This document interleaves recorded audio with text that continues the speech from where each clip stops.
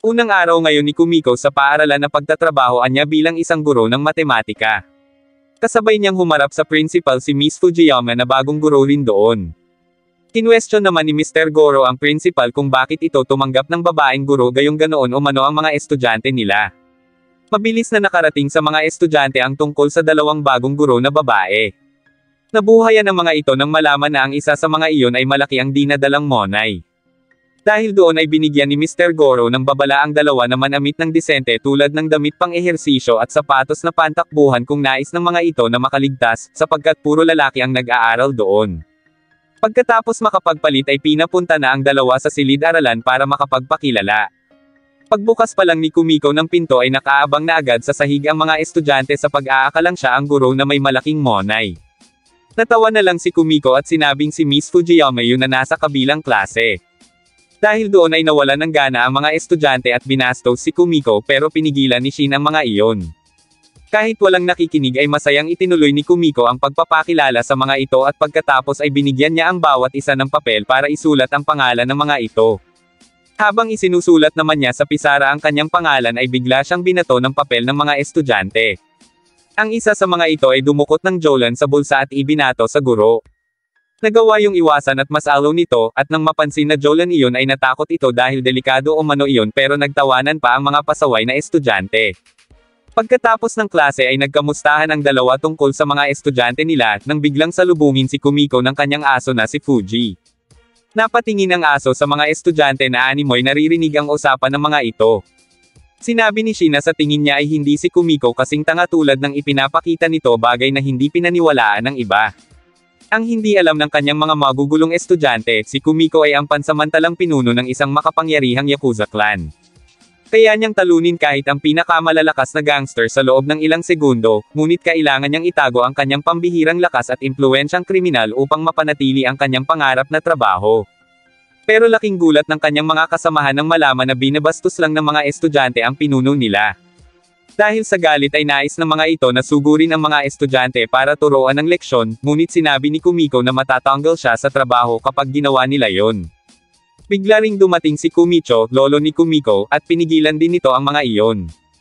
Bilang pinuno ng Yakuza ay hindi matatakot si Kumiko sa mga estudyanteng high school.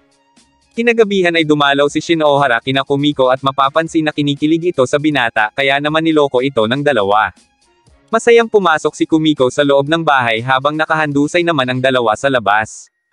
Kinabukasan habang naglalakad si Kumiko papunta sa silid-aralan ay nakita nito si Kumay na nakatulala sa pasilyo, pero nang makita siya nito ay tumakbo na agad ito palayo. Pagkapasok niya sa silid, ginawa na naman siya ng kabastusan ng kanyang mga estudyante, at nagpustahan pa ang mga iyon kung mawawala ba siya o iiyak. Ngunit sa halip ay natuwa pa siya dahil mali ang spelling ng pangalan na nakasulat sa pisara. Pinagtawanan nila ni Miss Fujiyama ang litrato sa loob ng faculty nang biglang mapansin ni Fujiyama ang napadaan na si Sekiguchi. Tinanong nito kung ayos lang iyon pero hindi man lang sumagot si Sekiguchi. Dahil doon ay napabulong si Fujiyama kay Kumiko na sa tingin niya ay may bumugbog doon. Ayon sa isang guro, baka kagagawan o mano iyon ni Kudo, ang estudyanteng napatalsik sa eskwelahan noong isang taon na hanggang ngayon ay pumupunta pa rin sa paaralan. Doon naisip ni Kumiko si Kumay na nakita niyang tulala sa pasilyo kaya agad na tumayo at umalis si Kumiko. Sa gilid ng gusali ay doon pinagtutulungan si Kumay ng mga kasamahan ni Kudo. Nagkunwari naman si Kumiko na nawalan siya ng balanse sa pagdadala ng mga bola at nagtungo sa kinaroroonan ng mga iyon. Agad siyang hinawakan ni Kudo kaya sinabi ni Kumay na umalis na siya doon pero muli siyang hinampas ng kasamahan ni Kudo. Nakarating kay Shin ang tungkol kay Kumay kaya agad itong kumilos para hanapin iyon. Samantala, dahil sa lakas ng hampas ay nawalan ng malay si Kumay kaya pilit itong ginising ni Kumiko. Nagulat ang tatlo sa ginawa ng guro kaya nagtaka ang mga iyon kung sino si Kumiko. Parehong sumugod ang kasamahan ni Kudo pero mabilis na bumagsak ang mga iyon sa pamamagitan ng suntok ng guro, at sa kanito sinabi na mananagot sa kanya ang sino mang mananakit sa mga estudyante niya. Maya-maya pa ay natagpuan na ni Shin si Kumay. Nang magkamalay ay agad nitong tinanong kung ano nang nangyari sa guro. Ngunit, laking gulat ni Menomi nang makitang nakahandusay ang grupo ni Kudo at takang-taka kung sino ang may gawa nyon. Sinabi ni Shin na si Kumiko ang may gawa nyon, bagay na hindi mapaniwalaan ni Uchiyama, nang biglang lumitaw si Fuji. Sinabi ni Kumay na nakita niyang ipinagtanggol ng aso ang amo nito pero sa isip ni Shin ay walang aso na makakapagpatumba sa 3 tao ng magkakapatong. Nang sumunod na araw ay hindi pa rin lubos maisip ni Shin kung ano nga ang nangyari sa 3 kaya tinanong nito si Kumay. Pero dahil walang malay si Kumay ay hindi nito alam kung sino ang bumugbog kina Kudo. Gayunpaman para kina Uchiyama ay imposible pa rin na si Kumiko ang may gawa niyon. Biglang nagkaroon ng kaguluhan sa silid bagay na ikinatuwa pa ni Minami kaya ipinag-utos nito sa isang kaklase na bantayan ang pinto dahil baka biglang dumating ang kanilang guro. Ngunit naroon naman na pala si Kumiko na dinidiktahan pa si Son Omiya kung paano makipaglaban. Ngunit nang maglabas na ng patalim ang isa ay inawat na ni Kumiko ang mga iyon. Inaaral ni Shin ang bawat kilos ni Kumiko para malaman ang sekreto niyon kaya inutusan nito si Kumay na batukan yun habang hindi nakatingin para malaman kung maiiwasan ba ulit iyon ng guro tulad ng pag-iwas nito sa Jolen. Ngunit taliwas sa kanyang inaasahan ang nangyari kaya tumayo na si Shin para umalis. Pero dahil may evaluation class si Kumiko kinabukasan ay pinigilan nito ang dalawa. Bumalik naman si Shin pero may ipinabulong ito sa buong klase. Nakiusap si Kumiko na makisama ang mga ito dahil bukas ang pinakamahalagang araw niya bilang guro. Kinabukasan habang nasa faculty pa lang ay pinaalalahanan ng vice principal sina Kumiko na ang isang pagkakamali umano ng mga ito ay maaaring makasira sa reputasyon ng paaralan. Maya-maya pa ay pumunta na si Kumiko sa silid, ngunit pagkasilap pa lang ay tumakbo na agad ito sa principal at nakiusap na aliwin muna ang mga guro sa loob ng 10 minuto at saka tumakbo muli paalis. Tingid sa kanilang kaalaman na ikatutuwa pa ni Goro kung pamalya si Kumiko sa araw na ito. Nang makarating sa rooftop ay agad na sinabi ni Kumiko sa mga pasaway na estudyante na bumalik na sa silid-aralan. Pero dahil kay Shin lamang makikinig ang mga iyon ay iyon ang kinausap niya. Pumayag naman si Shin pero may kapalit na kondisyon. Dahil naniniwala ito na si Kumiko ang nagpabagsak sa grupo ni Kudo ay naghamon ito ng one-on-one. Alang-alang sa karera niya bilang guro ay pumayag si Kumiko sa gusto ni Shin. Sinamahan na ng vice principal ang mga guro papunta sa silid pero laking gulat nito nang makitang maayos ang klase ni Kumiko. Ibig sabihin ay palpak siya sa kanyang plano na mapatalsik si Kumiko sa paaralan. Nang matapos ang evaluation class ay nakahinga na ng malalim si Kumiko pero naalala niya ang ipinangako niyang laban kay Shin. Magre-research sana siya ng tungkol kay Shin pero ayon kay Iwamoto, matalinong estudyante si Shin pero nagbago mula nang gulpihin nito ang guro na isinugod pa sa ospital. Kasunod yun ang pakiusap naman ni Fujiyama na kumbensihin ni Kumiko si Shin na sumali sa babuoy nitong choir club. Habang nasa may tabing ilog ang 3 kasama si Shin, naalala ng mga ito ang panahon na nanuntok si Shin ng guro. Nagawa yun ni Shin dahil pinagbibintangan ng guro si Ishizuka na isang magnanakaw gayong nasa kabilang section naman ang tunay na salarin. Dumating na doon si Kumiko para tumupad sa kanyang ipinangako. Lumapit si Shin kay Kumiko at hinila ang kwelyo nito, at sinabing ipakita sa kanya kung paano nito tinalo ang grupo ni Kudo. Gayunpaman, ipinaalala sa kanya ni Kumiko na hindi naman siya ganoong klase ng tao noon. Tinupad lang din umano ni Kumiko ang pangako na pupunta siya doon sa may ilog pero hindi para makipaglaban, kundi para imbitahan ito na sumali sa choir club. Dahil doon ay mas nainas si Shin kaya muli nitong hinila ang damit ng guro. Doon na sila nakita at sinita ng isang pulis bagay na ikinagulat ni Kumiko kaya agad itong tumakbo palayo. Bago pa maabyutan ay tumakbo na rin ang 4. Kinagabihan ay agad na inasikaso ni Kumiko ang pag-check ng mga test paper, ngunit galit na galit ito dahil hindi ng mga iyon sineryoso ang pagsasagot. Naputol lang ang galit ni Kumiko nang makatanggap ito ng tawag mula kay Yoso na humihingi ng tulong dahil sa panggugulo ng mga lalaki sa restaurant nito. Ipinagtatanggol na si Yoso ng kaibigan nito na si Sayuri, ngunit nang akma ng manghahampas ng bote ang lalaki ay hindi na nakakilos pa si Sayuri. Doon na dumating si Kumiko na agad na pinigilan ang kamay ng lalaki. Kasama rin ito sina Fuji at Tetsu kaya sa dalawa na ipinaubaya ni Kumiko ang mga lalaking walang modo. Labis na nagpasalamat si Sayuri, at bilang ganti ay ipinaghanda nito si Kumiko ng masasarap na pagkain at ng inumin. Baguhan pa lang si Sayuri sa restaurant at may isa itong anak na mag-isa niyang itinataguyod, kaya nagpapasalamat ito kay Yoso sa pagtanggap niyon sa kanya sa restaurant. Nagtaka si Kumiko dahil parang nakita niya na umano si Sayuri noon pero para dito ay hindi naman ito namumukhaan si Kumiko. Nagpaalam na si Kumiko dahil may mga inaasikaso pa siya. Kinabukasan ay nagulat ang mga pasaway dahil mukhang galit na galit ang guro nila. Ibinalik ni Kumiko ang mga test paper na mga iyon dahil halos lahat ay bagsak. Tanging si Shin lang ang nakakuha ng mataas na score kaya para kay Kumiko ay kahihiyan iyon bilang advisor siya ng klase at sa subject pa niya bumagsak ang mga iyon. Dahil doon ay sinabi niya na ang lahat ng bumagsak ay kailangang kumuha ng makeup test sa susunod na buwan at para makapasa ay kailangan ng mga iyon na umattend ng panggabing klase. Mariing umalma si Minami at sinabing hindi naman nila kailangan ang matematika kahit sa lokal na trabaho. Ipinakita ni Kumiko ang test paper nito at sinabing walang tindahan o anuman ang tatanggap sa taong hindi man lang maalam sa simpleng addition at subtraction. Dahil doon ay sinabi ni Minami na kung ganun ay magiging gangster na lang siya. Mas lalong nagalit si Kumiko at sinabing huwag na huwag nitong iinsultuhin ang pagiging gangster, hanggang sa nadala na siya ng kanyang emosyon at kung ano-ano na ang nasabi kay Minami. Dahil doon ay agad na nagkunwari si Kumiko na biro lang iyon at nagmadali na ito sa pagbabalik ng mga test paper para makalabas na siya sa silid. Sa faculty ay ikinwento niya kina Fujiyama ang tungkol sa pagbibigay niya ng remedial class, ngunit kinontra siya ni Guro at sinabing wala pang nagtatagumpay sa mga nagbigay ng remedial class sa eskwelahang iyon. Kinahapunan ay wala ni isang estudyante ang natira sa silid-aralan pero naupo pa rin doon si Kumiko at naghintay ng mga darating para sa remedial class. Bagaman nakita siya ng grupo ni Shin ay hindi siya pinansin ng mga ito. Kinabukasan ay narinig ni Kumiko na may isang babae na nagtatanong kung saan ang silid-aralan niya. Nagtaka siya kung sino yung naghahanap sa kanya, at nang makita na si Sayori iyon ay agad niyang tinakpan ang bibig nito at itinakbo palayo bago pa siya matawag niyo na Ojo. Nakarating kay Kuma ang tungkol sa ginawa ni Kumiko sa ina nito pero ang totoo ay magbabayad lang pala iyon ng tuition. Nakiusap si Kumiko na wag banggitin doon ni Sayori ang tungkol sa pagkakakilala nito sa kanya, nang biglang dumating si Kuma at sinabing huwag saktan ni Kumiko ang kanyang ina dahil lang sa hindi nito pag-attend sa remedial class. Agad na tinuktukan ni Sayori ang kanyang anak at sinabing huwag umasta ng ganoon sa taong nagligtas sa buhay niya. Nagtaka si Kuma sa sinabi ng kanyang ina habang nangingiwi naman ang mukha ni Kumiko dahil kasasabi niya lang dito na huwag isiwalat ang tungkol sa pagkakakilala sa kanya. Dahil doon ay agad na nagpalusot si Sayori para baguhin ang kwento niya at mas maging kapani-paniwala para kina Kuma. Pagkatapos nun ay bumalik na muli si Kumiko sa silid-aralan para sa remedial class, ngunit tulad ng kahapon ay wala pa rin ang uma-attend doon. Habang nakakaramdam ng antok si Kumiko ay biglang dumating si Shin para lang tanungin kung umaasa pa rin ba siya na may a-attend. Sinabi ni Kumiko na nasabi niya na may remedial class kaya magtitiis siya doon ng paghihintay, may umattend man o wala.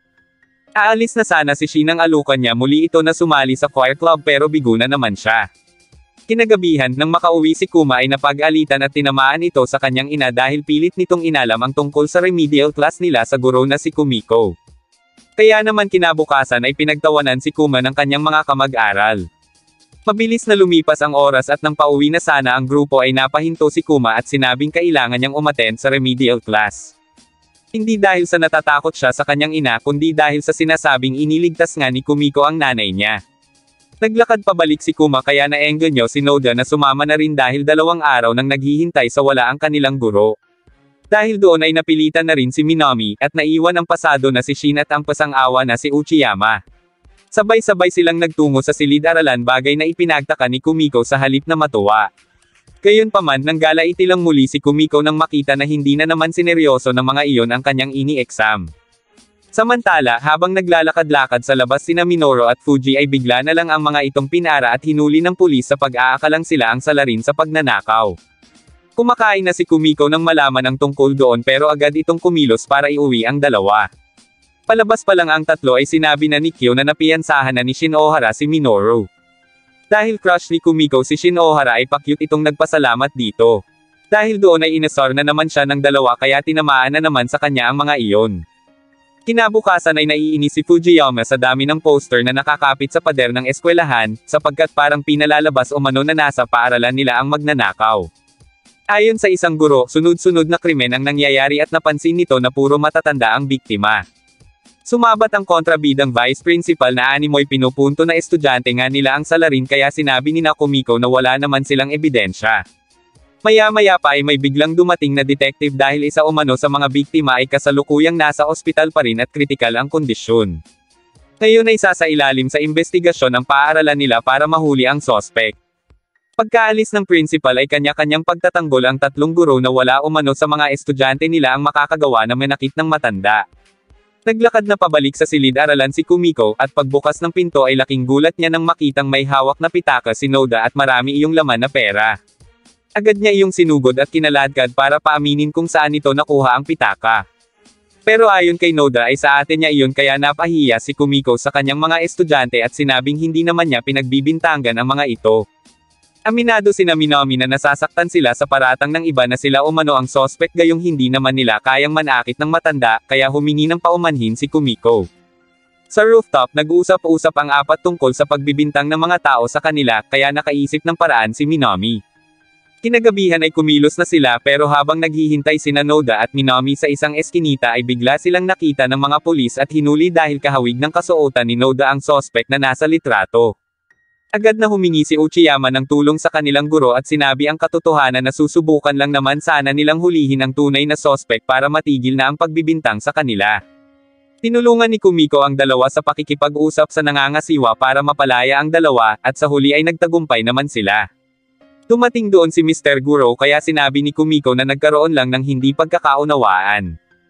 Gayunpaman, hindi ito naniwala at sinabing kailangan nilang magsagawa ng pagpupulong tungkol sa insidente upang ma-expel ang mga iyon. Nainis si Kumiko sa matanda at tinanong kung anong gagawin ng vice principal kung mapatunayan na mali ito. Sa kabila ng kaba ng principal ay nanindigan pa rin ito at sinabing kay Kumiko babagsak ang responsibilidad na iyon oras na mapatunayan. Dahil doon ay sinabi ni Kumiko sa apat na gagawa siya ng paraan para mapatunayan na inosente sila. Pumunta si Kumiko sa restaurant ni Yoso para humingi ng pabor habang naghihintay naman ang apat sa labas. Nagulat ang mga ito nang bumalik si Kumiko na kulay blondina na ang buhok. Nanghiram din ito ng mamahaling bag para magmukha siyang mayaman. Natawa na lang si Shin at sinabing ituloy na nila ang plano. Naglakad na si Kumiko habang nagtago naman ang apat nang biglang dumating si Kuma na may dalang pagkain. Dahil doon ay nawala na sa paningin nila si Kumiko pero dahil gutom na ay sinabi ni Minami na kumain muna sila dahil wala rin naman umanong magtatangkang lumapit sa babaeng tulad ni Kumiko. Patuloy lang sa paglalakad si Kumiko nang bigla siyang tawaging Kati ng isang matanda. Hindi niya yun pinansin at nagpatuloy lang sa paglalakad nang bigla siyang makarinig ng sigaw. Agad na tumakbo si Kumiko papunta sa pinanggalingan ng sigaw ng babae at saka hinabol ang magnanakaw. Sa tulong ni Fuji ay nahuli ni Kumiko ang salarin. Habang hawak ang mga kamay ng lalaki ay sumigaw ng malakas si Kumiko hanggang sa narinig iyon ng lima kaya agad na kumilos ang mga ito. Sa wakas ay nahuli na ang kriminal at malinaw na hindi iyon pumapasok sa kanilang paaralan. Naiyak sa tuwa ang principal dahil nalinis na ang pangalan ng kanilang eskwelahan, habang inis na inis naman si Guro. Kumalat din sa paaralan ang balita na sina Uchiyama ang nakahuli sa sospek at iniligtas ng mga iyon si Kumiko. Sa faculty, si Fujiyama ang nakasagot ng tawag sa telepono ng opisina. Para kay Kumiko ang tawag kaya nang ipasa niya ang telepono ay sinabi niya kay Kumiko na parang kakaiba ang boses ng tumatawag dito. Dahil doon ay ipinaalala ni Kumiko kay Minoru na huwag tatawag sa paaralan, ngunit kailangan na sapagkat isinugod pala sa ospital ang lolo niya kaya nagmadaling kumilos si Kumiko. Mabuti na lang at may malay na muli ang lolo niya kaya napainom tuloy sa tuwa sina Minoru at Tetsu. Ang hindi nila alam ay may lalaking nakatingin sa kanila. Nang sumunod na araw ay pumasok na muli si Kumiko. Habang umaakyat sa hagdan ay sinabi ni Shin na si Kudo ay parte na ngayon ng grupo na tinatawag na Nekomata. Bagaman wala na ngayong pakialam si Kudo sa paaralang iyon ay kailangan pa rin umano niyang mag-ingat dahil baka balikan siya nito. Napaisip siya dahil parang narinig niya na ang tungkol sa grupong iyon. Kinahapunan ay pumunta kina Kumiko ang tiyuhin nito na si Tenkei para sabihin na lumabag umano sila sa teritoryo ng Kakita clan. Itinanggi ni Kumiko ang paratang sapagkat wala umano silang ginagawa kaya inisip ni Tenkei na baka may gumagamit sa pangalan ng Uedo. Ipinakita ni Tenkei ang kwintas na nakita umano doon. Nagulat si Minoru dahil sa kanya ang kwintas na iyon kaya naman pilit pinaamin ni Wakamatsu ang dalawa. Sinabi ni Minoru na baka naihulog niya lang iyon kahapon at hiniling na paniwalaan sila. Para kay Kumiko kahit ganun ang dalawang iyon ay hindi magsisinungaling ang mga ito kaya malamang ay na-set up lang sila. Gayunpaman sinabi ni Tenkei na kailangan pa rin nilang humarap sa Kakita clan upang talakayin ang insidente, lalo na at dadalo rin umano ang chairman na si Tanuki Bara. Dahil kasalukuyan pang nagpapalakas si Kumicho ay nagpresenta si Kumiko na siya na lang ang pupunta bilang siya ang tumatayong Ojo. Iminungkahi naman ni Tenkei na siguro naman umano ay pakikinggan sila ng mga iyon basta kasama ni Kumiko sina Minoru at Tetsu. Kinabahan ng dalawa at inisip na baka putulan sila ng mga iyon ng daliri. Gayunpaman pumayag si Kumiko na isama ang dalawa kaya nang makaalis si Tenkay ay agad na naghanda si Kumiko. Maya-maya pa ay lumabas na sa silid si Kumiko na siyang gamulat kina Kyo dahil sa angking ganda nito. Habang natutuwa sina Minoru at Tetsu sa itsura ni Kumiko ay bigla na lang silang sinuntok ng kanilang Ojo na siyang nagpatulog sa dalawa para hindi na sila makasama. Dahil doon ay naiyak si Wakamatsu dahil ganoon na lang sila protektahan ni Kumiko. Habang nasa biyahe ay naalala ni Kyo ang mga panahong bago pa lang si Kumiko sa kanila. Mula noon ay sa kanya ipinagkatiwala ni Kumicho ang pangangalaga kay Kumiko. Siya rin ang nagsanay dito upang maging magaling ito sa pakikipaglaban. Habang nakatali sa isang tabi ay naiisip din ng dalawa kung paano naging mabuti sa kanila si Kumiko simula sa umpisa. Pareho sila noon na wala ng mga magulang kaya isinoli sila ni Kumiko sa angkan. Ipinagtatanggol din sila nyon sa kahit sino man kaya ganoon na lang ang pag-aalala nila sa lakad ni Kumiko ngayon. Samantala, oras na ng gabi pero nakatambay pa rin ang grupo ni Shin sa tabi ng opisina ng Kakita Clan. Saktong paalis na ang mga ito ay dumating naman sina Kumiko kaya nagulat ito nang makita ang mga iyon. Nagkunwari na lang si Kumiko na hindi niya kilala ang mga ito, lalo na at iba naman ang itsura niya ngayon. Nang makapasok sa loob at makapagpakilala ay sinabi ni Kumiko na hindi niya isinama ang dalawa, bagay na ikinagulat ni Tenkay. Dahil doon ay nagalit si Kakita pero pinigilan ito ng chairman na siyang nakipag-usap kay Kumiko para sa pakikipagkasundo. Tinanong nito kung isinaalang-alang ba ni Kumiko ang posibilidad na maaari siyang humarap sa isang madugong labanan doon. Kalmadong sinabi ni Kumiko na siya na ang bahala kung ganoon man ang mangyari. Biglang humagalpak ng tawa ang chairman at sinabing tulad yun ang inaasahan niya mula sa apo ng Rising Dragon, sapagkat wala umanong duda na may tapang si Kumiko at hinahangaan niya iyon. Pagkatapos ay sinabi ng chairman na wala naman siyang intensyon na makipaglaban dahil naroon siya para mamagitan sa pagkakasundo. Umalma si Kakita pero pinagsabihan ito ng chairman at doon palang nakahinga ng maluwag si Kumiko kaya lubos silang nagpasalamat sa chairman. Matapos iyon ay naglakad na sila palabas at doon sinabi ni Kyo ang tungkol sa nalaman niya mula sa isa sa kanyang mga tauhan na maaring mga batang hamog na inupahan ng Nekomata Group ang gumamit ng pangalan nila. Nang marinig iyon ay naalala ni Kumiko ang tungkol sa sinabi ni Shin.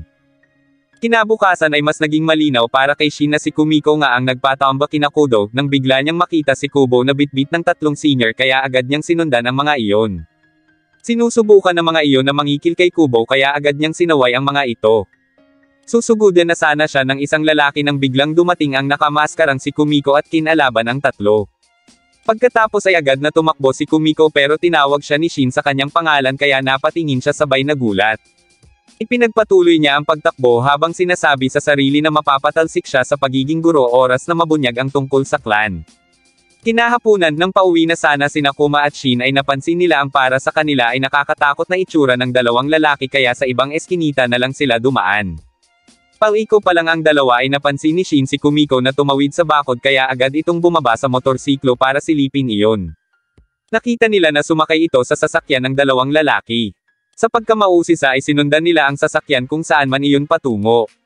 Puminto sa ospital ang sasakyan ni Kumiko dahil nagpupumilit ng makauwi si Kumicho mula nang malaman nito ang nangyaring insidente tungkol sa Nekomata.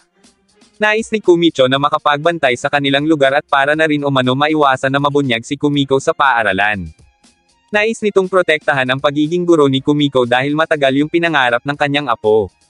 Naantig ang puso ng apat dahil sa pagiging mabuting lolo ni Kumicho kaya ipinangako ni Kyo na buong buhay niyang puprotektahan ang pangarap ni Kumiko. Nakita iyon ng dalawa pero inisip ni Kuma na parang mga taga-ibang planeta umano ang mga iyon. Hanggang sa makauwi ay sinundan pa rin ng dalawa si Kumiko at doon nila nalaman na nakatira ito sa Edo Clan. Dahil walang bantay ay pinasok ng dalawa ang lugar para mag-imbestiga tungkol kay Kumiko. Ngunit dahil nakita at tinahulan sila ni Fuji ay nahuli sila ni Tetsu. Dinala nito ang dalawa sa loob para tanungin kung anong ginagawa ng mga iyon doon. Nang masabi ni Kuma kay Wakamatsu na hindi sila miyembro ng Nekomata Clan ay biglang nagtanong si Shin kung may nakatira doon na nagngangalang Kumiko. Doon na nagpakita si Kumiko at sinabing estudyante niya ang dalawa. Dahil doon ay kinabahan si Wakamatsu dahil baka mabunyag na sa paaralan ang totoong pagkatao ni Kumiko. Aaminin na rin sana ni Kumiko ang lahat dahil wala na naman siyang takas kina Shin nang biglang dumating si Kyo at nagkunwaring Ojo ang pangalan doon ni Kumiko. Pinalabas niya rin na may malaking pagkakautang sa kanya si Kumiko kaya ito naroon. Napaniwala ng mga iyon si Kuma ngunit hindi si Shin na alam na si Kumiko ang nakita niya noon sa Kakita Clan. Dahil doon ay napaisip si Kumiko kung anong susunod na pinaplanong gawin ni Shin. Kinabukasan ay maagang pumasok si Kumiko. Sinalubong siya ni Shin at pinuna pa ang pagpasok niya ng maaga dahil inakala umano siguro niya na ipinagkalat na nito ang tungkol sa nalaman nito. Ipinangako ni Shin na hindi niya ipagsasabi ang tungkol sa sikreto ni Kumiko kapalit ng pagsagot nito sa tanong niya na kung bakit pinili nitong maging isang guro sa halip na patakbuhin na lang ang negosyo ng pamilya. Pamwesto si Kumiko sa tabi ni Shin at sinabing parehong na-kick out noon sina Minoru at Tetsu sa eskwelahan ng walang dahilan, kaya naisip niya na kailangang may isa man lang guro na hindi gagawa ng ganoon sa mga estudyante. Bago tuluyang umalis ay ipinangako ni Shin na ligtas sa kanya ang sekreto ng guro. Habang naglalakad ay tumunog na ang bell ng eskwelahan kaya itinaboy na ni Kumiko ang tatlo para pumunta na sa silid-aralan. Ngunit nagpaiwan si Kuma at pasimpleng binigyan ng tinapay si Kumiko dahil sa paniniwala nito na nagtitipid ang guro para makabayad sa mga yakuza. Dahil doon ay naging emosyonal si Kumiko at na-appreciate nito si Kuma. Maya-maya pa nang makarating na si Kumiko sa faculty ay laking gulat nito nang malaman na nakabuo na si Fujiyama ng grupo ng mga lalaking estudyante para sa choir club. Hindi siya makapaniwala kaya sinilip niya ang mga iyon sa music room habang nagpa-practice at doon nakumpirma niya na totoo nga ang chismis. Kinahapunan habang sabay silang naglakad ni Fujiyama pauwi ay nakita nila si Ichikawa. Lalapitan sana ito ni Fujiyama para yayaing sumali sa choir club pero tumakbo iyon palayo habang napansin naman ni Kumiko na may tama ang mukha ng bata. Nang makita ni Minami ang poster ng choir club ay napag-usapan ng mga ito si Fujiyama na napatalsik umano sa dating eskwelahan dahil sa iskandalong nagawa nito. Sinubukan umano niyo na makipagtanan sa estudyante bagay na ikinagulat ng dalawa pati na rin ang nakikinig pala na si Kumiko. Pinagsabihan niya ang mga ito na itigil na ang ganong usapan kaya napatakbo ang mga iyon sa takot. Ngunit biglang dumating si Fujiyama at sinabing totoo naman umano ang sinasabi ng mga iyon at saka na lang niya umano ikikwento kay Kumiko ang tungkol doon. Kinabukasan habang naglalakad si Kumiko ay napansin nito ang pambubuli ng isang lalaki kay Ichikawa. Nang akma na itong manununtok ay agad yung pinigilan ni Kumiko. Sa rooftop ay napag-usapan nila ni Fujiyama ang tungkol doon. Ayon kay Fujiyama ay ilang beses niya iyong sinubukang kausapin ngunit palagi iyong tumatanggi. Sunod-sunodan si Ichikawa sa grupo ng tatlong lalaki. Kahit binubuli siya ng mga iyon ay gusto niya pa ring sumama sa mga ito. Para lang makasama sa mga iyon ay handang magnakaw si Ichikawa pero agad iyong napigilan ni Fujiyama. Sinubukan ulit itong kausapin ng guro ngunit tumakbo lang ulit palayo si Ichikawa. Nakita ni Kumiko ang paghahabulan ng mga ito, ngunit hindi na yun inabutan ni Fujiyama dahil nadapa ito. Uminom na lang ang mga ito at doon na ikwento ni Fujiyama ang tungkol sa estudyante niya dati na nagtangkang magpakamatay. Hanggang ngayon ay hindi sigurado ni Fujiyama kung binubuli iyon. Nakikihalubilo naman umano ang bata sa iba kaya inakala niya na nagkakasiyahan ang mga iyon. Ngunit isang gabi ay isinugod na lang yun bigla sa ospital bagay na ikinabahala ni Fujiyama kaya agad siyang pumunta doon. Agad siyang sinalubong ng galit na ina ng bata at tinanong kung paanong hindi umano niya nakita ang mga pambubuli, hanggang sa humantong na sa tangkang pagkitil ng sariling buhay. Mabuti na lang at nailigtas ng mga doktor ang bata dahil kung hindi ay baka kung ano na ang nagawa ng ginang sa kanya. Kay Fujiyama ibinato ang lahat ng sisi kaya nag-resign na lang ito sa paaralan.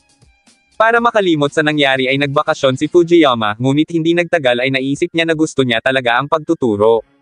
Sa pagkakataong ito ay nangako si Fujiyama na gagawin niya ang lahat para sa mga estudyante niya. Samantala, napag-usapan ng tatlong makong na mananagot si Ichikawa sa kanila dahil hindi sila yun sinipot ngayong gabi.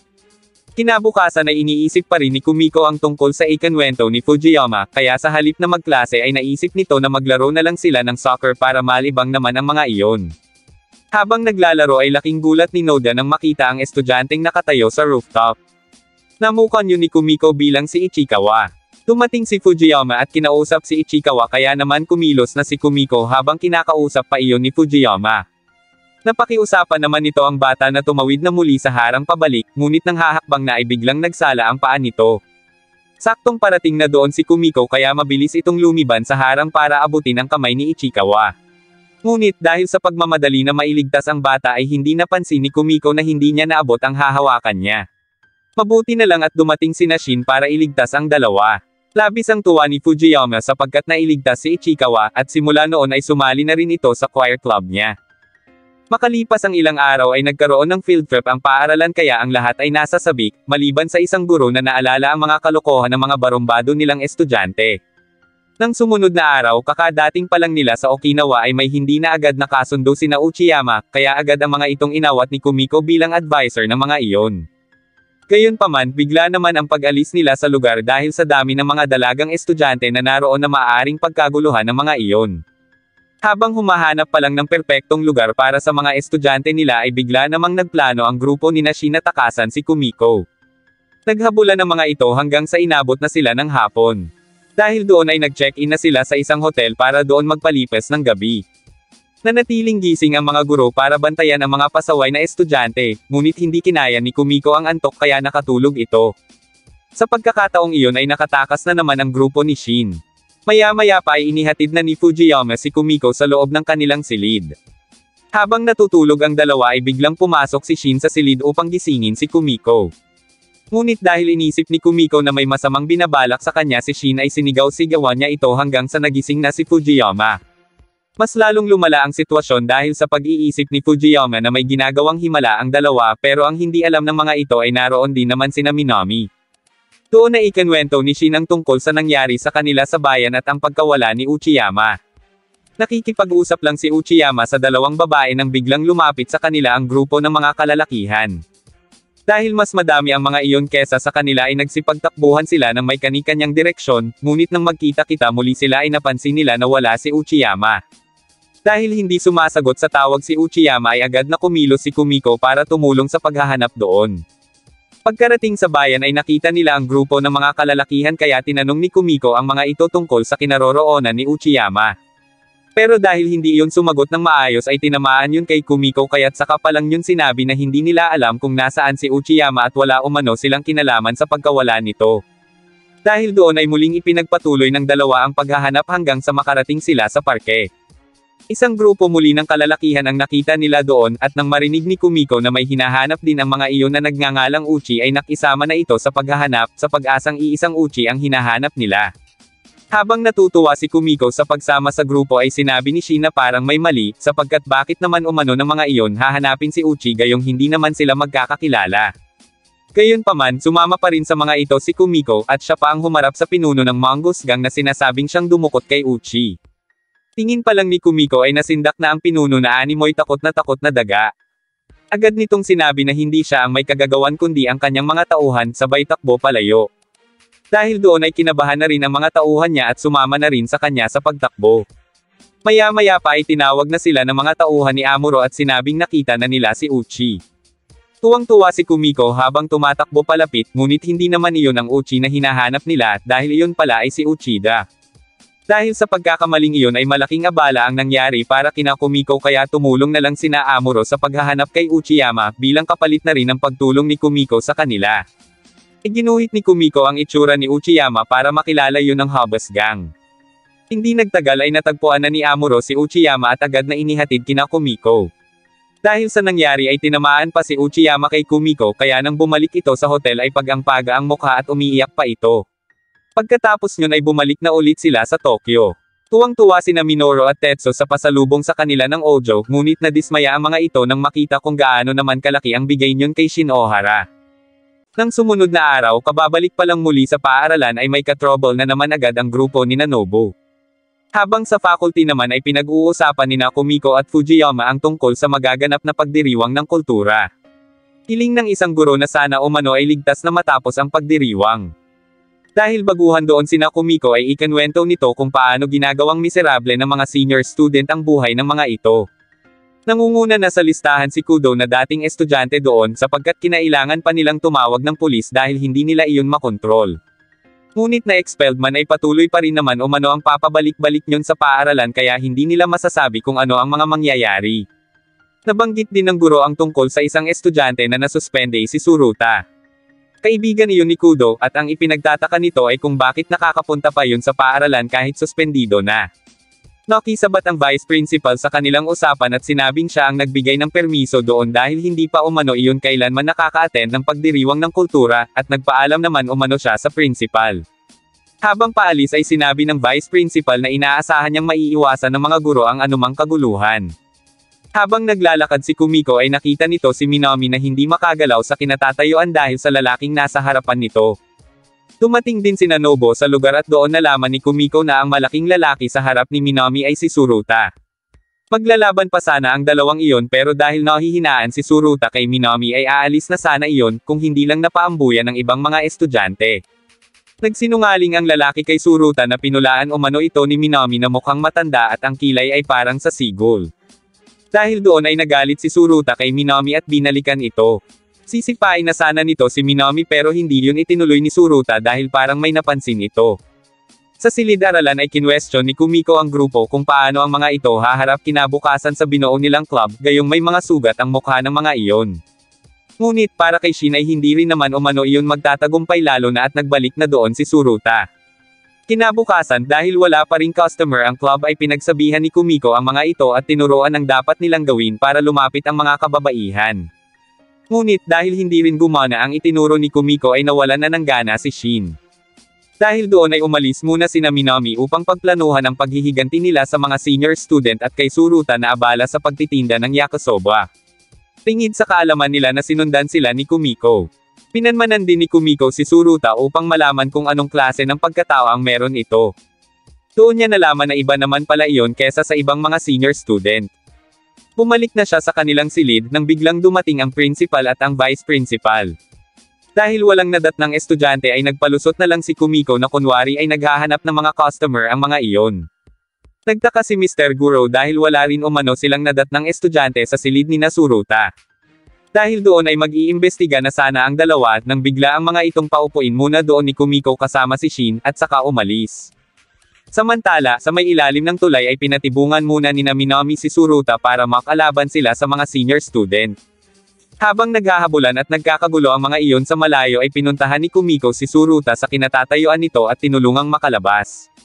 Ipinakita ni Kumiko sa estudyante na may mas malakas pa dito kaya hindi umano yun pwedeng maghari-harian sa paaralan dahil lang malakas ang tingin nito sa sarili. Dahil napatunayan yun ni Kumiko, sinabi niya kay Suruta na huwag na itong basta-basta magpadala sa sulsol ng iba para mang-away dahil ang totoong malakas ay hindi nagmamayabang. Natauhan si Suruta sa pangaral ni Kumiko kaya sa huli ay nagtulungan pa sila para makabenta, bagay na ikinagulat ni Minami. Ilang araw pa lang ang nakakalipas, may panibagong isyu na naman sa school kaya binalaan ni Kumiko ang mga estudyante niya na huwag masasangkot doon dahil kung hindi ay mananagot ang mga iyon sa kanya. Giit ni Minami na ang mga senior student lang naman ang sangkot. Nagbibenta ang mga iyon ng tsapa na litrato ng pusa na nagkakahalaga ng $100. Kapag umano may ganoon ang isang estudyante ay walang sino man ang aatake sa mga iyon kahit pa pumunta sa Shirokon High. Pinagtawanan ng dalawa ang lalaking bumili niyon kaya walang ano-ano ay may biglang umatake sa mga ito na tatlong kalalakihang nakamaskara ng pusa. Dahil sa nangyari ay mas dumami na sa paaralan ang may nakakabit na tsapa sa damit. Pagkarating sa faculty ay nadatnan ni Kumiko ang mga co-teacher niya na nag-uusap-usap tungkol sa tsapa. Problema yun para sa kanila sapagkat nagagawa ng mga estudyante na mangupit sa kani-kanilang mga kapatid para lang makabili nyon. Iniisip umano ni Iwamoto na baka isang yakuza o gangster ang may gawa nyon dahil sa pananakot na aatakihin ang sino mang walang suot na tsapa. Habang naglalakad si Kumiko ay iniisip nito kung sino ang posibleng may gawa nyon. Nakarating siya sa rooftop kung saan naroon si Shin.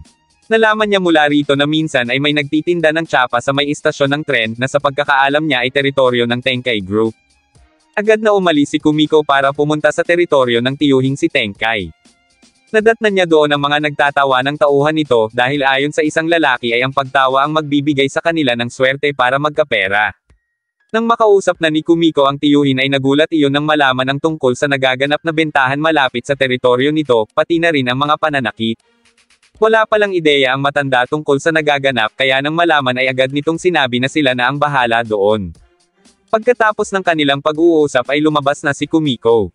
Habang naglalakad ay nagmamanman ito ng kakaiba sa paligid. Maya-maya pa ay nagpahinga muna siya nang biglang dumating si Shin. Sinabi nito na walang makukuhang impormasyon si Kumiko kung magtatanong-tanong lang ito sa mga tao, sapagkat hindi naman umano lilito ang mga iyon hanggat hindi nakakakita ng kliyenteng mabibiktima. Dahil halos mga estudyante ng Shirokon High ang bumibili ng tsapa, sigurado si Shin na ang mga iyon ang target ng kawatan, kaya naman handa ito na tulungan si Kumiko. Ayaw sana ni Kumiko na masangkot pa si Shin pero nagmatigas iyon na tulungan siya. Maya-maya pa ay nakita na niya ang mga nagbibenta ng tsapa dahil nakikipagkita ang mga iyon kay Shin sa may ilalim ng riles para pagbentahan ito. Kumilos na si Kumiko mag-isa at sinabi kay Shin na umuwi na lang. Sinundan niya ang dalawang lalaki na nagtungo sa pinagtatagwa ng mga ito. Lumalabas na si Kudo pala ang pasimuno na gawing target ang mga taga Shirokon High, at ang Nekomoto Group ang nasa likod ng pang-scam. Una nang umatake si Yuno kay Kumiko pero wala iyong nagawa, hanggang sa haharapin na sana nito ang iba pang miyembro ng grupo, nang biglang dumating ang isang lalaki na bihag si Shin. Dahil doon ay hindi na pumalag si Kumiko alang-alang sa kanyang estudyante. Pinilit namang lumaban ni Shin para ipagtanggol si Kumiko hanggang sa dumating na doon sina Tetsu. Dahil sa takot ni Mr. Miyata at ng grupo nito ay itinuro nila si Kudo na siya umanong may kagagawa ng lahat. Doon na nagsimulang maghiganti si Kumiko at saka pinagbantaan si Miyata na oras na mahuli niya muli ang mga ito na lumalapit sa mga estudyante ng Shirokon ay pagsisisihan umano ng mga ito na nabuhay pa sila. Pagkatapos nyo na inihatid na nina Kumiko si Shin. Bago ito tuluyang pumasok sa kanilang bahay ay sinabi Kumiko na sa susunod ay huwag na itong makikialam sa mga ginagawa niya para hindi mapahamak. Kinabukasan ay pumasok si Kumiko ng may band-aid ang mukha at napansin nito na hindi pumasok si Shin. Sa opisina ng principal ay nagulat siya nang nalaman niya na nagpunta doon ang ama ni Shin upang magbigay ng sulat na magde-dropped out na umano iyon. Maging ang principal ay nanghihinayang dahil magaling na estudyante si Shin pero wala itong ibang magagawa kundi ang tanggapin yon. Ayaw mang ipagkalat ay sinabi pa rin ng makating dila ng vice principal kina Minami ang tungkol doon. Dahil walang nakakaalam ng tunay na dahilan ay napagdesisyonan ni Kumiko na magpasama sa bahay ni Shin. Habang naglalakad ay naikwento ni Kuma na hindi magkasundo sina Shin at ang ama nito dahil sa pagiging strikto nyon. Maya-maya pa ay nakarating na sila sa harap ng bahay ng mga iyon. Walang may gustong manggahas na pindutin ang doorbell dahil alam ng apat na seryosong tao ang ama ni Shin. Dahil doon ay si Kumiko na lang ang nag-doorbell ngunit napaatras ito nang marinig na hepe umano ata ng pulis o commissioner ang ama ni Shin. Aalis na sana si Kumiko nang bigla nitong makabangga ang ama ni Shin. Dahil namukan nito ang apat ay sinabi nito na kung si Shin ang ipinunta nila ay nag-aaksaya lang umano sila ng oras dahil hinding-hindi na nila iyon makikita pa. Dahil doon ay nilaksa ni Kumiko ang loob niya na pakiusapan ng ama ni Shin na makausap iyon kahit saglit lang. Bilang guro naman ay pumayag iyon sa kondisyon na hindi sasama ang apat. Sa silid ni Shin, ikinwento nito kay Kumiko na nais siyang palipatin ng kanyang ama bilang kahalili sa pagtakas ng kuya niya na paboritong anak ng ama nila. Para kay Kumiko ay kay Shin naman ang desisyon kung susunod ito sa pagiging makasarili ng ama o hindi, kaya iniwan niya ang test paper na sinagutan ng mga kamag-aral nito na siyang magiging basehan ng ibibigay niyang grado. Pagkatapos yun ay umalis na si Kumiko at ikinwento nito sa apat ang dahilan.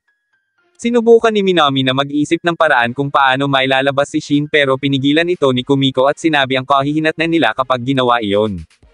Gayunpaman, hindi nagpapigil ang apat dahil iniisip ng mga ito kung paano sila tinutulungan ni Shin kapag sila ang nangangailangan. Habang naglalakad pa uwi si Kumiko ay bumangon naman si Shin para sagutan ang kanyang test paper. Kinagabihan, habang tinatanong ni Kumiko kay Kyo kung hindi ba kayang unahin ng isang magulang ang kasiyahan ng anak ay bigla siyang tinawag ni Tetsu para sabihing may tumatawag na pulis. Alam ni Kumiko na dahil iyon kina Minami pero ipinagtaka nito kung bakit nasangkot si Suruta. Inaakusahan ang mga ito ng pagnanakaw, bagay na mariing pinabulaanan ni Kumiko. Pagkaalis ng pulis ay ibinigay ni Kuma ang sinag-utang test paper ni Shin kaya sinabi ni Kumiko na ipaubaya na sa kanya si Shin. Pagka-uwi ay sinabi niya kay Kyo ang tungkol sa plano niya. Naiintindihan naman ni Kyo ang sitwasyon ngunit iniisip nito na kapag pumalpak si Kumiko ay katapusan na rin ang pagiging guro niya. Gayunpaman, hindi na yun inisip ni Kumiko alang-alang sa kapakanan ng kanyang estudyante. Dahil doon ay hindi na kumontra pa si Kyo at sinabing sasama siya kay Kumiko. Maging sina Tetsu, Minoru, at Fuji ay nagsabing sasama rin sa guro. Dahil doon ay ipinagbili ni Kyo na ibalik na lang kay Kumicho ang hawak niyang mangkok, sapagkat oras umano na pumalpak ang plano ay mag-isa niya yung aakuin habang tumataka si Kumiko.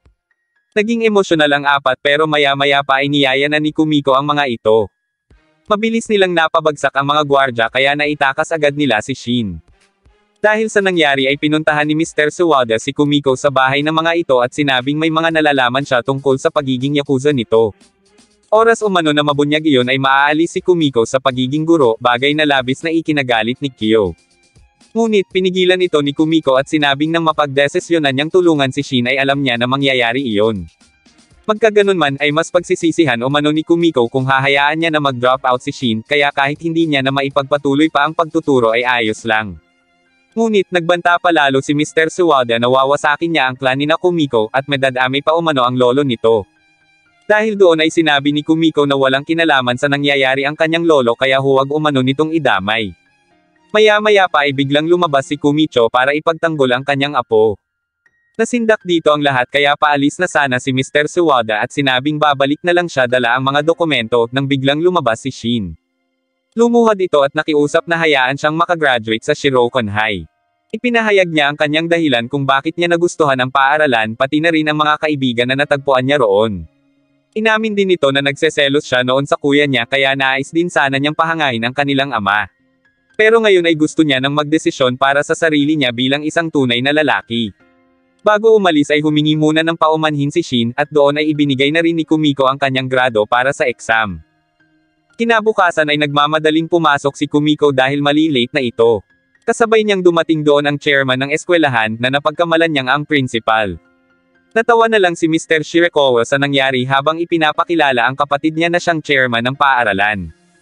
Hindi na nagpaligoy-ligoy pa ang chairman at sinabi na agad ang kanyang agenda. Gulat na gulat ang principal nang sabihin nito na isasara na nila ang paaralan dahil umano sa mababang bilang ng mga nag-enroll taon-taon. Dahil doon ay iginiit ng principal ang panghihinayang sa mga tradisyonal ng paaralan, ngunit minaliit lang yun ng chairman pati na rin ang mga mag-aaral sapagkat wala naman umanong natatanggap na parangal ang eskwelahan. Dahil doon ay nagalit si Kumiko at kinwestiyon ang chairman kung grado at tropeyo lang ba ang mahalaga para dito. Ngunit, hindi siya pinansin ng chairman at sinabing wala namang potensyal ang mga estudyante at wala umano ang mga iyong pag-asa na maging numero 1 sa buong Japan sa kahit anumang aspeto. Matapang na hinamon ni Kumiko ang chairman na kaya niyang mapatunayan na may ibubuga ang mga estudyante, kaya pinagbigyan siya niyon at gumawa pa sila ng kontrata bilang kasunduan. Para hindi maipasara ang paaralan ay magtutulong-tulong ang mga guro sa pamamagitan ng kani-kanilang mga taglay na kakayahan na maaari nilang maibahagi sa mga estudyante upang tanghaling numero 1 sa Japan. Ngunit nahirapan si Kumiko na kumbensihin ang mga mag-aaral niya dahil gagraduate na ang mga yun kaya ang lahat ay wala nang pakialam kung maipasara man o hindi. Dahil doon ay lumapit si Kumiko kay Shin na siyang may kakayahang magpasunod sa mga iyon. Gayunpaman, nalaman niya kay Shin ang totoong dahilan kung bakit nais ng chairman na maipasara ang paaralan. Iyon ay dahil may gusto iyon na ipatayong bagong gusali sa lugar, habang ang vice principal naman ay may nahanap na bagong trabaho. Dahil sa nalaman ay lalong nainis si Kumiko kaya mas elalaban nito na maipanalo ang pinagkasunduan nila para maipamuka sa mga iyon na kaya nila. Habang pauwi na si Kumiko ay napansin nito ang isang lalaki na nagmamakaawa kina Tetsu para tanggapin sa kanilang clan. Nang malaman ni Kumiko na mula pa iyon sa bansang Mexico, at isa itong profesional na boksingero ay tinanggap niya iyon at kinabukasan ay agad na isinama sa paaralan. Ipinatawag niya ang grupo ni Shin para ipakilala ang magiging coach ng mga ito pero laking gulat ng mga iyon nang makita si Carlos dahil mukha umano iyong isang yakuza. Nagpalusot na lang sina Kumiko tungkol sa pagkatao ni Carlos para hindi iyon katakutan ng mga estudyante. Dahil katatapos lang ng National High School Boxing Tournament, naisip ni Kumiko na huminin na lang ng isang laban ang Yabuki High na siyang nanalo sa naganap na paligsahan. Nagulat ang grupo sapagkat wala umanong binatbat ang mga baguhang tulad nila sa itinuturing na killer boxing squad. Gayunpaman, sinabi ni Kumiko na kung matatalo nila ang mga iyon ay magiging numero 1 sila sa buong Japan at walang sino man ang tatutol sa kanila. Natatawa na lang si Mr. Guro habang puspusan ang pag-iinsayo ng mga iyon. Sa isang silid ay iminungkahi ni Carlos na ibahin nila ang estilo ng kanilang pakikipaglaban, dahil kung susundin nila ang normal na pamamaraan ng pag-insayo ay malabo silang manalo, lalo na at meron lang silang 2 linggo. Sumang-ayon naman si Kumiko kaya tinuruan niya ang mga ito ng teknik kung paano mabilis na matatalo ang Yabuki High. Pero dahil mukhang ewan lang ang mga iyon ay hindi nakikisali si Shin sa itinuturo ni Carlos. Nang sumunod na mga araw habang nasa faculty sina Kumiko ay biglang dumating ang dismayadong si Iwamoto at sinabing nagkasugat ang lahat sa kanyang team dahil napasobra umano ang kanilang pag-insayo. Iyon na ang simula ng sunod-sunod na pagpalpak ng iba pang team kaya tanging ang grupo na lang ni Kumiko ang inaasahan nila. Ngunit sa unang 2 pa lang na sumalang na sina Minami at Noda ay talo na agad ang team nila, kaya sinabi ni Kumiko na dapat sa susunod ay manalo na sila. Sunod na nasasalang si Uchiyama at buong tapang nitong ipinakita na malakas siya. Nadapa man sa pagpasok pa lang ng ring ay matibay naman nitong tinanggap ang mga suntok ng kalaban hanggang sa mapabagsak niya iyon pati na rin ang referee. Ang pang-4 na seiso lang ay si Shin at dahil nahihilo pa ang referee ay sinamantala na nito ang pagkakataon para dayain ang laban. Dahil napabagsak niya na ang Tagayabuki bago pa mahimasmasan ng referee ay ang grupo muli nila ang nakakuha ng puntos. Patas na ang kanilang laban kaya ang huling say lang ang magtatakda kung sino sa kanila ang mananalo. Ngunit nagulat sila dahil napakalaki ng makakalaban ni Kuma. Gayunpaman, nakaisip si Kumiko ng paraan para manalo. Pinaalis niya na roon sina Shin at siya ang pumalit kay Kuma. Dahil doon ay nagtagumpay sila na maipanalo ang laban at maging numero 1 sa Japan. Hindi makapaniwala ang chairman at sinabing hindi naman patas ang naging laban. Ngunit ipinaalala rito ng principal ang tungkol sa pinirmahan nilang kontrata oras na maging number 1 ang Shirokan sa buong Japan. Inis na inis naman si Mr. Guro kay Kumiko dahil sa pagkawala ng posisyon niya bilang executive, nang bigla niyang makita ang dalawang yun ni Carlos na magkausap. Lumapit siya at nagtago para pakinggan ang pinag-uusapan ng dalawa. Doon ay narinig niya ang tungkol sa Uedo clan at ang pagtawag ni Carlos ng Ojo kay Kumiko, bagay na ipinagtaka niya. Nang sumunod na araw ay pumasok si Kumiko sa paaralan na masama ang pakiramdam. Pero pagkarating naman nito sa silid-aralan ay nakatulala itong natutuwa dahil naiisip nito na maraming humahanga sa mga estudyante niya. Dahil doon ay naisip niya na yayain ang mga ito para ipagdiwang ang pagiging numero 1 nila. Habang nasa silid ay dumaan si Mr. Guro na animoy may masamang binabalak kay Kumiko. Kinahapunan pagka-uwi pa lang ni Kumiko sa kanila ay nais na agad siyang isugod ni Kyo sa ospital dahil sa sipon niya pero tumanggi siya at sinabing ayos lang naman siya. Ngunit nang dumating si Shinohara ay bigla itong nag-inarte para magpa-cute sa crush. Papasok na sana sila sa loob nang bigla silang kuhanan ni Mr. Guro ng litrato upang maipakita yun sa chairman. Isusumbong nito ang pagiging yakuza ni Kumiko upang maipagpatuloy na ang pagpapasarya ng paaralan. Pipigilan sana iyon ni Nakyo pero sinabi ni Kumiko na hayaan na iyon. Sa kabilang banda, naroon naman si Kudo na may binabalak ding masama kay Kumiko. Plano nito na gamitin ang guro para makuha niya ang mataas na posisyon sa Nekomata Group. Kinabukasan nang makarating sa chairman ang tungkol sa sikreto ni Kumiko ay natuwa ito dahil may maipapakita na umano sila sa board para makumbinsi na ipasara na ang paaralan. Ngunit bago pa nila iyon magawa ay nakapagpasa na si Kumiko ng resignation letter sa principal. Mabilis na nakarating sa mga estudyante ang tungkol doon kaya sinubukang kausapin ng grupo ni Minami ang kanilang guro. Ngunit para hindi maging emosyonal ay sinabihan ni Kumiko ang mga ito na nag-aaksaya lang umano siya ng oras para turuan ang mga pasaway, at kung magtatagal pa siya doon ay baka mahawalan siya sa pagiging barumbado ng mga iyon.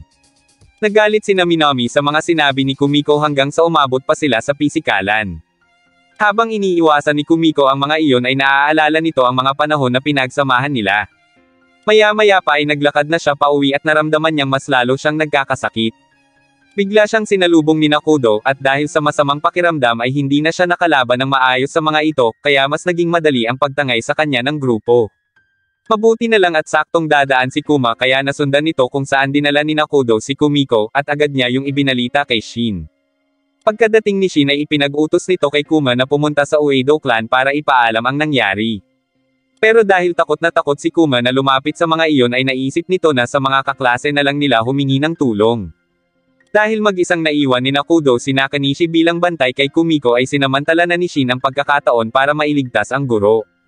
Samantala, wala ni isa sa mga kaklase nila ang nais tumulong kay Kuma dahil wala na umano ang mga itong pakialam kay Kumiko dahil iniwan na sila nito. Patuloy na nakipaglaban si Shin kay Nakanisha habang nawala na ng pag-asa si Kuma na makakahingi siya ng tulong kina Minami kaya umalis na ito. Gulat na gulat naman si Nekomata nang malaman na bihag ni Nakudo ang apo ng Kumicho ng Uedo clan. Tinamaan dito si Kudo dahil masisira umano ang kanilang grupo dahil sa ginawang iyon, sapagkat isang salita lang ni Kumicho ay maaari na silang maglaho. Para maiwasan iyon ay napagdesisyonan ni Nekomata na iligpit si Kumiko nang walang naiiwang bakas. Agad na kumilos ang mga iyon at kasabay nito ang pagkatalo ni Nakanisha. Paalis na sana si Shin bitbit si Kumiko nang bigla siyang harangin ng grupo. Sinabi ni Nekomata na hindi din nila maaaring palabasan doon ng buhay si Shin kaya ililigpit din nila ito. Sa silid-aralan ay napansin ni Uchiyama ang isang test paper na may nakasulat ng pagbati sa kanila ni Kumiko. Dahil doon ay napag-isip-isip ng mga ito na hindi naman sila basta-basta susukwan ng guro, bagay na sinang-ayunan ng principal sabay punit sa resignation letter nito. Umatake na si Kudo para patayin si Shin pero agad yung pinigilan ni Kumiko, at doon na rin dumating ang kanyang mga estudyante para ipagtanggol sila. Habang nagkakagulo ay tatakas na sana si Nekomata nang bigla itong salubungin ni Nakumicho. Naroon din sa lugar ang vice principal para kumuha muli ng ebidensya pero pinigilan ito ni Kyo. Pagkatapos ng lahat ay nagpasalamat si Kumiko sa malasakit sa kanya ng mga estudyante niya pero nakiusap ito na huwag na ang mga iyong makisali sa susunod sa ganoong kadelikadong sitwasyon. Dumating din sa lugar ang crush ni Kumiko pero tumayo si Shin at sinabi dito na huli na ang pagdating nito, sabay alis. Agad itong sinundan ni Kumiko pati na rin ng iba pang mga estudyante. Habang naglalakad ay sinabi ni Minami na magsaya na lang muna sila at huwag na munang bumalik sa paaralan pero hindi pumayag si Kumiko at sinabing ang hindi babalik sa paaralan ay hindi niya bibigyan ng exam. Dahil doon ay nagunahan na ang mga ito sa pagbalik at sa huli ay si Kumiko pa rin ang teacher nila.